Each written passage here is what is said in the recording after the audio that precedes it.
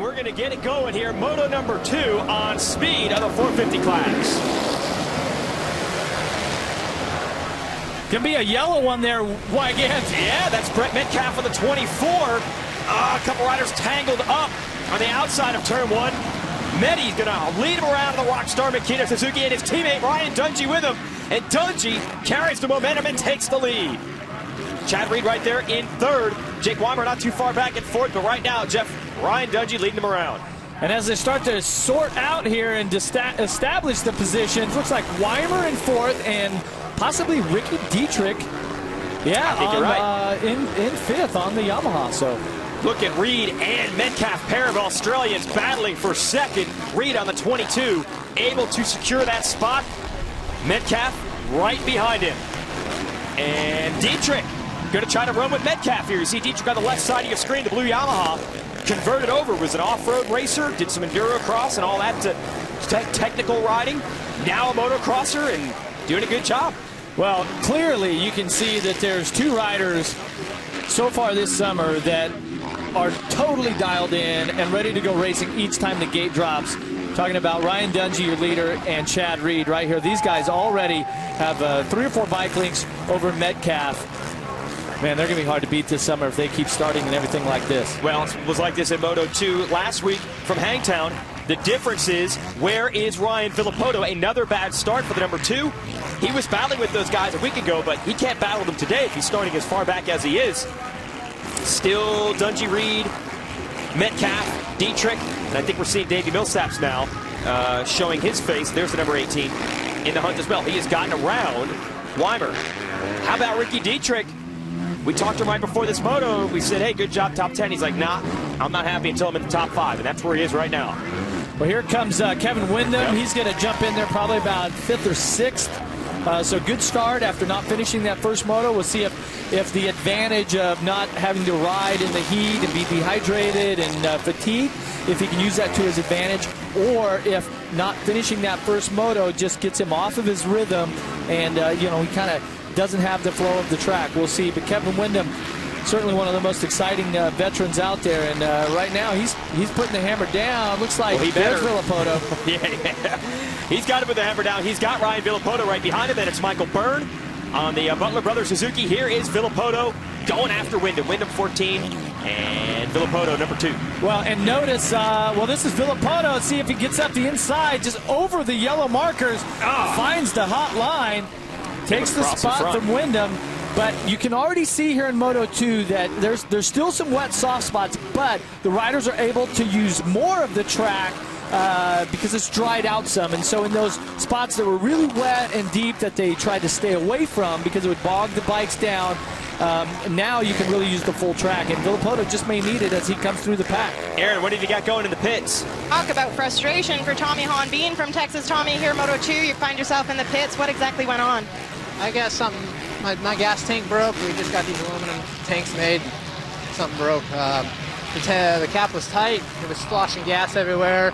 And I stink right now, so it kind of sucks. But, I had a good start to the year, 8, 7, the first 3 motos. Come back, take the weekend off and use it to our advantage and ride as hard as I can and come back next race. Tough luck for Tommy Hahn today. Wow, what a bummer. Tommy had it going, had some solid top 10s, building a foundation for success this summer, getting the mojo working and all that stuff, and then at his home race has a mechanical. And that's part of it, but really disappointing for Tommy Hahn. Man, we've seen a lot of those this year. A lot of bad luck for these guys. A lot of mechanical troubles early in the season. They're all trying new parts as we transition over to this motocross tour, round number 2. You're watching Weimer, who you did see get passed by his teammate Villopoto. Villopoto going after Millsaps. Windham going after Weimer. Ryan Dungey leading the way, but very early here in the heat of Texas. It's the Rockstar Energy Drink Freestone National. Round 2 of Lucas Oil AMA Pro Motocross Championship Racing. And the 2 contenders are right up front early. Dungey on the number 1, Chad Reed in the 22. Just getting started. Well, we'll see if Dungey, maybe in that second in the first moto, conserved any energy. We'll also see if he made some changes to the bike that are going to help him here, and we'll see just how he can respond. Chad Reed has been really determined, and let's not forget last week at Hangtown, Chad Reed, the second moto, just dominated it, and Dungey's got to be feeling that one, so he's out for a little bit of redemption here this moto. Looking at Millsaps here on the Muscle Milk Toyota Yamaha in fourth, and then there is Villopoto, who's been making a bunch of moves. Take us through this, Villopoto. Yeah, watch this here for Ryan Villopoto. Watch as he tries to go wide and gets a little too much weight on the front end of the Kawasaki and almost buried it. You know, it's like if you're water skiing and you kind of sink the tip. You know, it's kind of had that same feeling to the bike. Unbelievable what these guys have to deal with, especially early in the races. They're trying to make passes, don't know where the good lines are. So Villopoto is fifth, like we mentioned, behind Millsaps and Metcalfe. We're a fourth and third. Behind him is Dietrich, sixth. Wyndham, Weimer, Craig, and Andrew Short ran out the top 10. Earlier we were taking a look at Gallo and Winterstrom, which were running 31st, 22nd. Now we're coming back to Metcalfe here, who got the start. Pretty solid ride. Once again, you know, he's coming off of those injuries, but fitness, he seems to be ready for the task. Maybe not quite running the speed of the leaders, but a strong ride right now. Mention that hose you see popped out of the back of his jersey there, Jeff. What do we got going there? A few of the riders have chose to wear, you know, some sort of like a Camelback system where they can have some cold water or something, you know, to kind of wet their whistle and sip on during the moto, kind of keep their hydration. But at this point, you're in the second moto. You really, you know, lay it all on the line. I wasn't a big fan of that. I tried that a couple times during practicing, but you know, it never raced with it. Oh, Millsaps coming after Metcalfe and getting him. So Davey Millsaps moving into a podium position early. He is now third. That'll drop Metcalfe back to fourth. And it has been a renaissance for Davey Millsaps over the last month. Now, Millsaps started the year strong last year and then crashed at our race in Maryland and basically lost a kidney. And he recovered from that injury, but it has really affected his training program. Aaron, what do you know there on the number 18?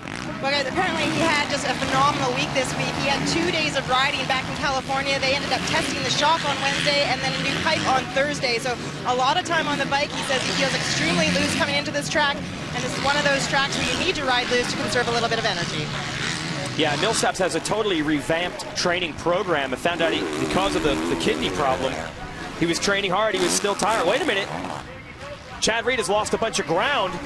He had just turned in the fast lap of this moto and we thought he was closing on Dungey, but now we find out he has lost whatever he has made up. So a mistake from the 22, and there you see. No Ryan Dungey in sight. Well, let's see how he rebounds here and see if he feels any sense of urgency or if he says, okay, second's fine. This is a long summer, 24 motos in total. So you think about it, 24 main events. What could happen here if he stayed in second and Dungey stayed up, he'd lose the overall. Now here's Reed. This is coming into a turn. This is, I believe, off of that step-down tabletop. In that situation, just knowing where he went down, if he landed off the tabletop a little wrong, hit one of those soft sections, hit a kicker and went down, see like in a similar section there. And Millsaps is on the move right now. So is Villopoto, so is Metcalfe. So Reed's got to be able to regroup or he might lose more positions. Look at Villopoto on the Kawasaki, taking a long way around that section. Now tucking in behind Metcalfe. Just taking a mouthful of Texas dirt right now, too, when you're trying to battle. You see some of these sections have kind of, you know, funneled into where there's one fast line, and then the track will open up in a certain spots. So you really have to time your passes, and if you got to eat dirt for a while, you got to get yourself to that passing point, because you want to be right on the rider's rear tire if you're trying to make a move. And this time around, Metcalfe turns a 2:12, Villopoto a 2:11. So Villopoto just a little bit quicker. Nice move by Villopoto on the inside, doing exactly what you're saying. He's getting right there in the roost zone, right behind Metcalfe. And to put it into perspective, Dungey turned a 2:08, fastest of the moto, and Reed was a 2:17. So they were pretty close. So that, you know, close to a 9-second fall there.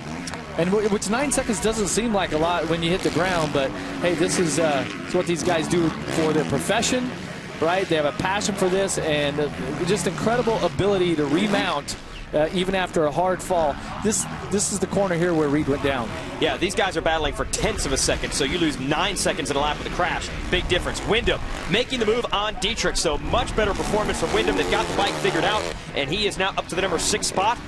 Dietrich says he wants top 5s. He is close. But hey, when you got guys like Wyndham and Villopoto coming up from behind, not easy to hold those guys off. There is Wyndham, and he's got a lot of fans out here. Makes his home in Mississippi. So the Texas races are generally considered his home track races, and you can hear the fans cheering him. Wyndham's always a crowd favorite, so... Big race in Alaska, they'd be pumped. Yeah, you look back here to Weimer, who had that great start, kind of fading off the pace a little bit, and then the 144 of Christian Craig, and what a great day overall that he's had overall. So keys to the race for Christian Craig. Don't wilt. Right now, he's you can see that he's putting in a pretty strong ride, so don't make any mistakes. You know, keep it in and believe that you can run with these guys also, which he's already proved that he can. Aaron, what do you have on the 144? Right as he was lined up at the start gate, he said, I asked him where that performance came from, and he had said to me he'd been working with Ryan Hughes over the past couple of weeks, and he said it's definitely all paid off. He's not acclimated to this condition whatsoever, but he said he's definitely adapting fast. He's very proud of himself for Moto 1. Well, this guy looks great on the bike, I'll tell you that. Yeah, Rhino's got to be proud. Wednesday on back-to-back Car Warriors. At 8, a serious injury may cause the challengers to throw in the towel early. Then at 9, the conflict between Itchy and Rhino may cost the All-Stars the build. Back to Car Warriors Wednesday night, beginning at 8 Eastern on Speed. Back-to-back shows there. Back-to-back Moto 2 showdowns for Ryan Dungey and Chad Reed. These guys battled a week ago at Hangtown, and it's on again here today in Texas. Mistake for Reed. He's trying to run Dungey back down. 2 laps ago, Dungey was at a 2:08 and Reed turned to 2:06. I mean, Reed stepped it up to the next level. This last lap come through, Dungey was the 2:06 and Reed the 2:08. So now Dungey totally has responded, and as he starts to get into lap traffic, he's feeling the effects of all of his hard work paying off right now. It seems like he's starting to ride with a little more sense of urgency, trying to nail this overall, tie it up in points, and that is considering that they go one or he gets a first and Reed ends up second. Oh, look at the traffic these riders have to deal with. This course is getting more and more difficult as we show you the gap between Dungey and Reed. There it is. Reed comes through. It's actually a full 11 seconds now. Like you said, the time Reed had made up on the previous lap, Dungey got right back. So that's first and second. Then we'll drop back and show you Davey Millsaps, the number 18. What I was saying earlier, Millsaps had to redesign his training program due to the kidney problem he had last year, which he incurred in a crash. Found out he was anemic. The more he trained, the more tired he actually got instead of getting stronger. Said now he's got to eat a lot more steak, got to eat more red meat. So he's in Texas. No kidding, he's feeling strong. A lot of steak out here, you know. Yeah, and he's going to have to be really covered, you know, how he handles his fitness, you know, and all that stuff. So definitely showing. I mean, something has clicked. Millsaps is on it, as is the number 2 of Ryan Villapoto. He's starting to come alive here. How long, Jeff, can Villapoto have finishes like this and not be frustrated? First of all, we'll show you how he made up the time and now a position on Metcalfe. Take us through this, Jeff. Well, this is that single just before the finish, and Villapoto just charges into it a little bit harder, little more sense of urgency, and that main line on the rider's left where Metcalfe was had a few more kickers coming into that. So Villapoto choosing good lines and taking advantage of that. Okay, so solid points and all that for Villapoto, and you mentioned, though, that these guys really aren't happy unless they're on the top step of the box winning races. How long can Villapoto be mired like this, taking thirds, fourths, whatever, while Reed and Dungey are gone before he starts getting frustrated? You have to get it together by midway point. We get to Redbud. Okay. That seems to mark the you know, the late season push, and so if you can make it to Redbud, even if you're a few points down, if you can start winning by then you can, you know, tear it up at the end of the season. But right now it's not bad. Well, you see the gap that they would make up on him today. We're looking at, you know, somewhere around 10 points, depending on how this finishes up, that they might gain on Villapoto. The reason we show you this is because the overall score, the winner of the race today will be who does the best in 2 motos. And there would be a tie between Reed and Dungey, but the tiebreaker is the better finish in Moto 2. So they're collecting series championship points in every moto, but they're fighting also for the overall for the weekend. These guys were tied. We're talking about Reed and Dungey coming into the race on points, and they might be tied by the time the day. Rash riding and talking like that made him the legend that he is. Sometimes you wish that he just wouldn't hold back and he'd really tell it like it is. Yes, he's very PC. Here is Andrew Short one of the home state favorites, makes his racing home here in Texas. Tough day for Shorty today. Yeah, Shorty actually in that first moto, the reason he was so far back is he actually went down, bumped his head a little bit, said he was a little bit silly, but he kept pushing through the pack, and you know, ended up 15th. So it's going to be a little bit of a disappointment. Right now, he's got a decent ride inside the top 10, running 9th. But days like this just never seem to end. These seem like the longest motos of your career. Here he is going for the number 7 spot, battling with Weimer. Yeah, watch right here. Weimer, who was up front, starting to lose a little bit of time. Watch Short with a little local knowledge. Says, you know what, I'm going to take the short line and take 7th place. And pulling away a bit, as you can see now from Weimer. Dungey continues to lead over Reed and Millsaps. And Millsaps holding his own against Ryan Villapoto, who's 4th. Metcalfe 5th. Ricky Dietrich 6th. This man, Andrew Short, 7th. Then it is Weimer in 8th. Wyndham and Christian Craig round out the top 10. Well, now for KTM, they chose to ride this 350 4-stroke new bike. And it's at this point, late in the second moto, 6 minutes plus 2 laps left, is where they think that that machine in the future will really benefit the riders. Christian Craig keeping the heat on Kevin Wyndham. We saw Craig between motos, said he didn't feel that bad, and he obviously is feeling pretty darn good because he goes around Wyndham. What'd you say about don't wilt? Don't wilt. Well, he's keeping it together, and look how fluid. I mean, he really has a cool style and a cool technique. And like I said, we spoke to him. I said, hey, are you fatigued? You know, are you going to recover? He says, yeah. He goes, I was pretty tired after the first moto, but I feel good, and I'm ready for the second moto. And so far, so good. And I tell you, he rides really, you know, efficient and loose on the bike.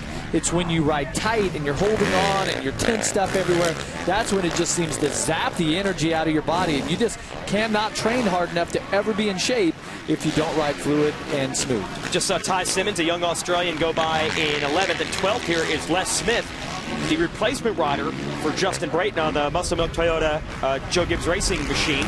Basically got the call on Monday night, so not much time to test. There he is on the right side of the Yamaha. Right behind him is Michael Byrne. So Les Smith getting an opportunity here with a great team, going after the JDR J-Star KTM man, 18-year-old Australian. That is Ty Simmons, battled just outside the top 10. And I'll tell you, I've been watching Les Smith all day long, qualifying practice. He looks really comfortable right away on this bike, and him riding on the other bikes on the 250s for the last year and a half seemed like he was always kind of struggling with something. But with this bike, this is more of this style and the technique that I came to know from him when he was an amateur, and he looks fit for this bike here. Oh, and he might squeeze off Simmons. Simmons did everything he could to get him. Wow. Well, they tried to ride a wide bike, but it wasn't wide enough, and Smith got through. I wish I could somehow put into words how difficult that whoop section, the jump section is before the finish. I mean, the images, these guys make it look easy, but I'm telling you what that does to your body, how much core strength you have to have, and just, I'm feeling it in the broadcast booth here. I'm getting tired already. Yeah, although it's 65 degrees in our booth, I wonder how Aaron Banks feels outside in the heat. Meanwhile, 2 generations of Australians here going at it. You got Simmons, who, like we said, is a teenager. Byrne, who is over age 30, battling for 12th and 13th. Well, and the burner here. Uh-oh, 2's down. Wow. Big shake-up there. This could loom large in points at the end of the year if this gets close. Villapoto not quite able to get back up to speed there either.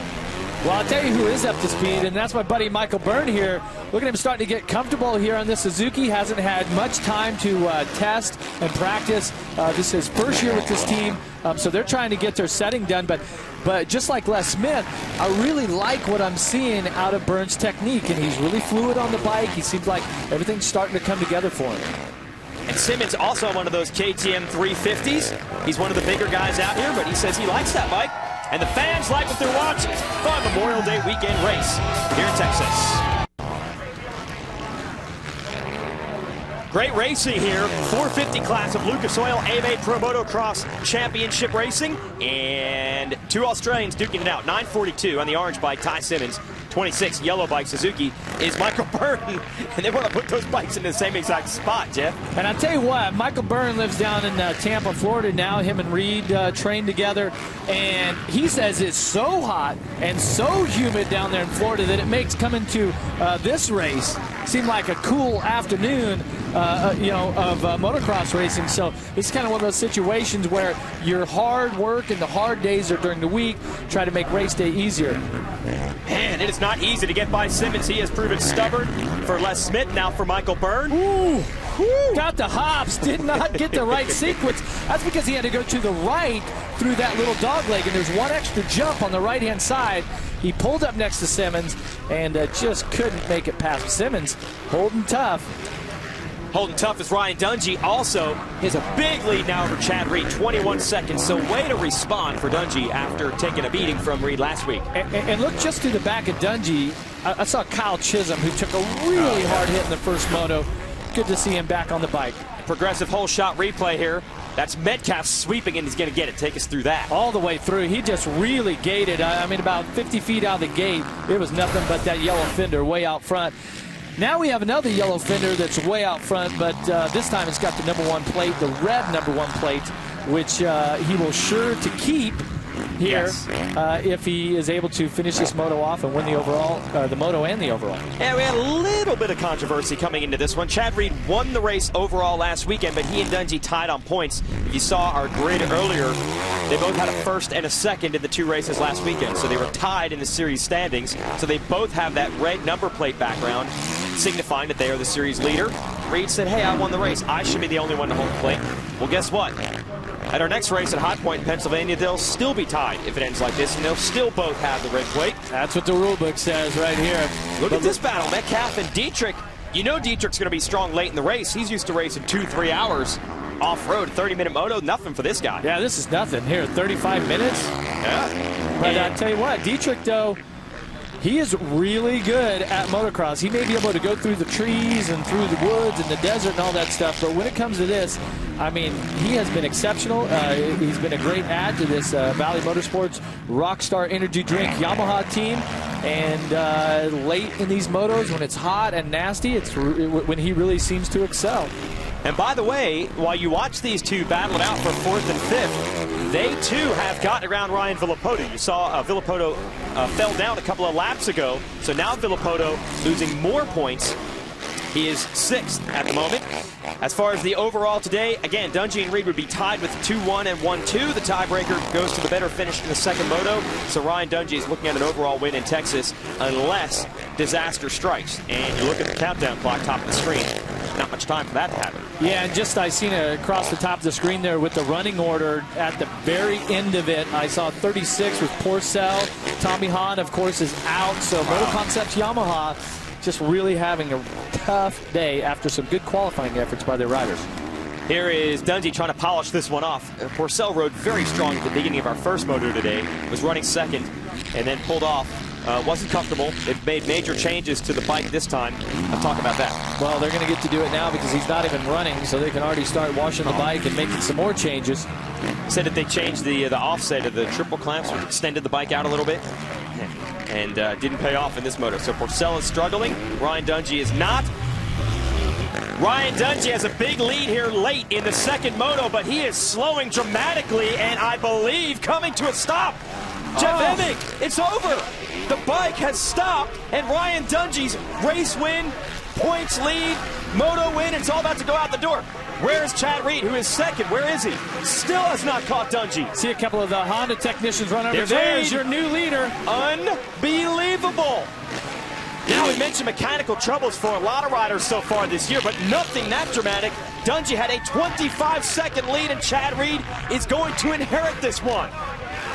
Wow, I tell you, when things are going your way, they're just going your way. And let's not forget, Team Honda on all of the bikes, on the whole team. See Chad Reed looking back like, wait, was that Dungey? Dungey, yeah. Team Honda chose to put brand new engines, newly rebuilt engines in for each moto. I don't know if Suzuki made the same decision, but the bike has expired. Engine problems for Ryan Dungey and Chad Reed down. I think you hit the nail on the head. Last year it seemed like anything that could go right for Dungey. Well, let's go down to Aaron. What have you got on the #1? I spoke with Mike Gossler, Ryan Dungey's mechanic, and asked him if they made any fine-tuning in between motos. He said only thing they did was one minor click with suspension, and that's just something they do every moto, but nothing was changed whatsoever. And at this point, they might have wished they did. Wow, and you can see the frustration on Dungey's face, the sense of urgency. He watches points go by when he has just an unbelievable ride, dominating Moto 2, slip away. And when you do that much work during the week, when you train and you just suffer through all of that, and you're putting together this type of ride, those moments, the moment that he's experiencing right now, are so frustrating. It's on the pit board for Reed from his mechanic Lars. Dungey out. You talk about hard work during the week, hard work during the race. Dungey led it for 30 minutes in the heat on a rough track. He outdueled Chad Reed. It's now over, and you alluded to it before. When things are going your way, they seem to roll like that. Last year, it seemed like Dungey and Suzuki could do nothing wrong, and now every time they're building momentum, it goes the other way. And I tell you what, we're not going to have to worry about the controversy of who runs the red plate now, because 22, if this bike makes it all the way, he's going to be your all-out points leader. Yeah, no doubt about that.